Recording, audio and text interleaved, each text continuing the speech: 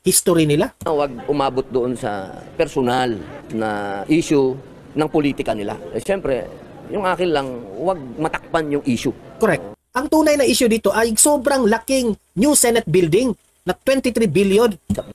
Muli namang nanindigan Senate President Jesus Cordero na para lang sa transparency ng proyekto ang pagdinig ng Senado. Correct. Narito ang Balitang Pinoy TV.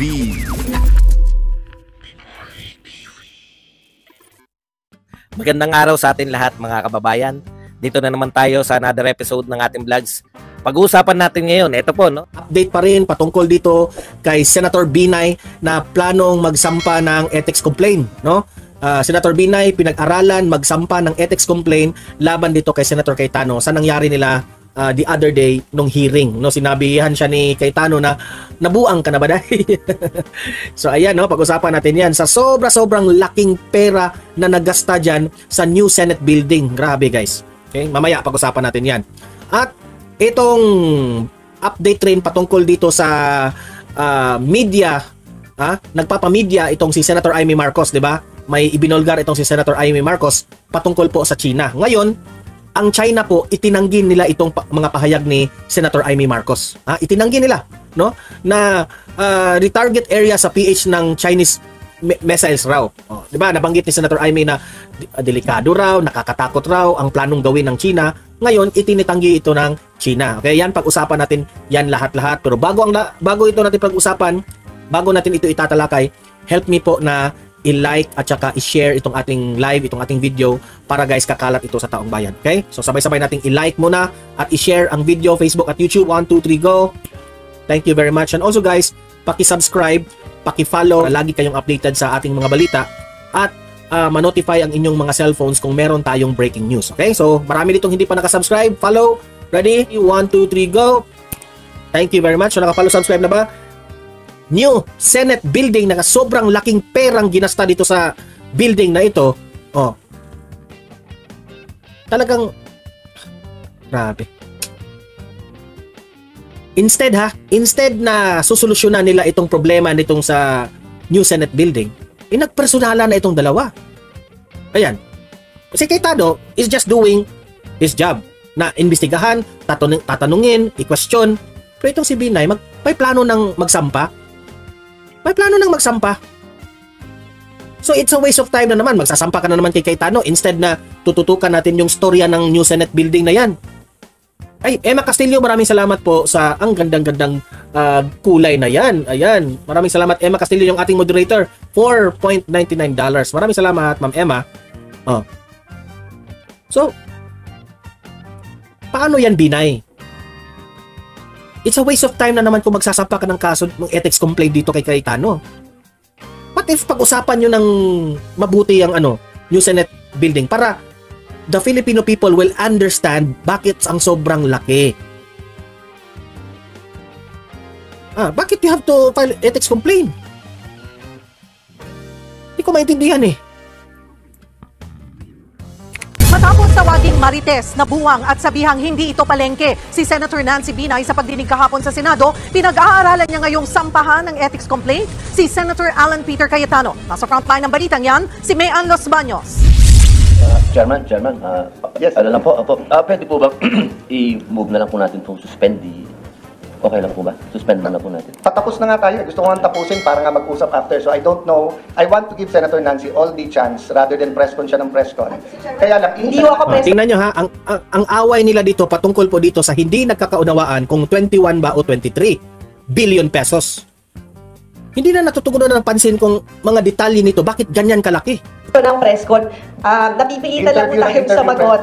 Kasi nga ho, mali-mali. Alam nyo, nagpapahiring kanyo dyan sa new Senate building. Pero, itong dalawang senador na ito na si Cayetano at si Binay, dinidibdib kasi nila yung kanilang history, ang hidwaan nila. In fairness to Senator Peter Alan Cayetano, he was just investigating with in a professional way. Pero si Binay, nagpapamedya ka kasi. Ina-announce mo kasi sa media na pinupolitika ka. Wag mo munang pangunahan si Cayetano. Kasi the people has the right to know bakit ganyan. Kalimutan nyo yung hidwaan nyo dati. Naprapraning na yung siguro yung isip ninyo. Inunahan mo na kasi baka pinopolitika. Wag naman sana ganyan. Yung mga binibigay niyong Sige, statement. pakitama kung anong... Hindi nagpaawat sina Senate Accounts Committee Chairman Alan Cayetano at Senator Nancy Binay sa naging sagutan nila sa unang pagdinig ng Senado kahapon. Kaugnay ng 23 billion pesos daw na budget ng new Senate building project sa Taguig. Kinukontra ni Binay ang numero ni Cayetano dahil base raw mismo sa DPWH, higit 21 billion pesos lang talaga ang budget ng proyekto. Itong DPWH, sinayang nyo yung presence ng DPWH dyan. Nag-away na kayo ng personal eh. Ay, my point, there's no such thing as 23 billion. Ang salpukan ng dalawa natapos nang mag-walkout sa committee hearing si Binay. Kabuang ka na, Day. Si Senator Alan Peter Cayetano rin, no? Ako, gusto ko itong si Senator Alan Peter Cayetano.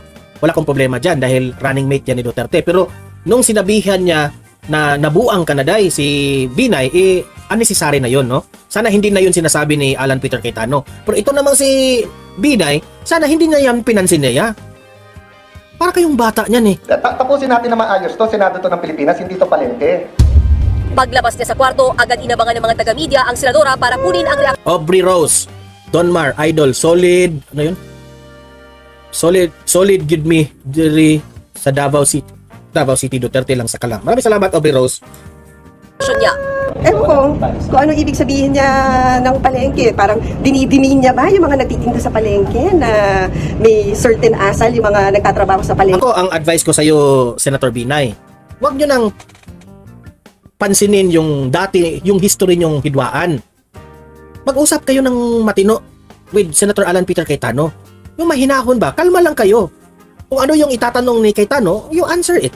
Yun lang. Wala nang, ang napapansin ko kasi, tumitindi yung tension dyan sa hearing ninyo kasi nag-i-interrupt ka na hindi pa tapos yung si chair ba si Cayetano? Committee chair? Oh. Nag-i-interrupt ka kasi eh. So, syempre, tataas rin ang boses ni Senator Alan. Diba? Hindi ganyan. Kasi if you will answer with calm, kalma ng pagka-answer, di, siguro naman si Senator Alan kakalma rin yan. Diba? Pero ang nakita kasi namin, dinadala nyo ang hidwaan yung history ninyo.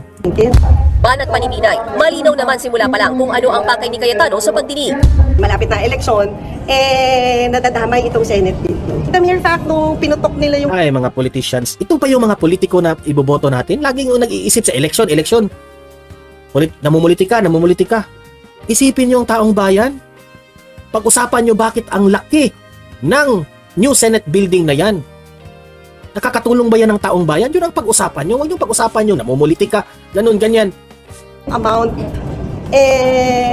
di ko alam kung ang intention talaga at the end of the day, bahagi din ng intention nila isirain yung institusyon. Hindi pa ulit nagpapaunlak ng panayam si Senator Cayetano matapos ang hearing kahapon. Pero si Binay, pinag-aaralan na raw ang posibilidad na maghain ng reklamo sa Ethics Committee ng Senado. Okay lang din daw sa kanya kahit hindi na magsorry si Cayetano sa pambabastos daw sa kanya. Sa bagay, si Nancy Binay naman has the right na magsampa ng ethics complaint. If that is part of the ruling inside the Senate, di go. You have the, Unbecoming of a senator daw ang inasal ni Cayetano. Ayon naman kay Senate Majority Leader at Ethics Committee Chair Francis Tolentino, handa siyang harapin ang issue oras na may maghain ng reklamo sa kanyang opisina. Dumalo rin kahapon sa hearing si Tolentino pero nagkataong may tinanggap siyang bisita kaya hindi na niya naabutan ang pagtatalo nila Cayetano at Binay. Kung nandoon pa raw siya, malamang siya na raw mismo ang nagpabura ng record sa tinawag niyang unparliamentary remarks o hindi magagandang salitang binitiwan ng mga senador. Para naman kay Senator Robin Padilla, na isa sa nagtangkang umawat sa dalawa kahapon, pabor naman siyang mapagdebatehan ang issue sa proyekto. Pero sana raw, walang personalan. Yun ang pareha kami kay Robin Padilla. Sa tingin ni Robin Padilla, nagpersonalan na. Nakakahiya yun eh.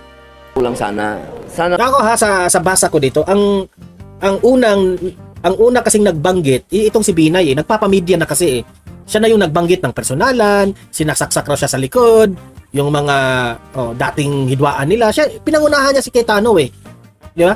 Instead, na ang gagawin lang sana niya ay makinig kay Cayetano at mag-answer ng parang be professional lang. Huwag mainit yung ulo. Ganun lang yung kadali Pero pinalalaki nila yung away nila, yung history nila. Huwag umabot doon sa personal na issue ng politika nila. Siyempre, yung akin lang, huwag matakpan yung issue. Correct. Ng Sa totoo na, 'di ba? Tama tayo. Natatakpa na nga yung issue. Yung issue is patungkol na sa kanilang away nilang dalawa. Ang tunay na issue dito ay sobrang laking new Senate building na 23 billion. Muli namang nanindigan Senate President Jesus Cordero na para lang sa transparency ng proyekto ang pagdinig ng Senado. Correct. Giit niya. Tama ka dyan, Chis. Escudero. Tama ka dyan. Yang pagdinig na yan, transparency for the Filipino people.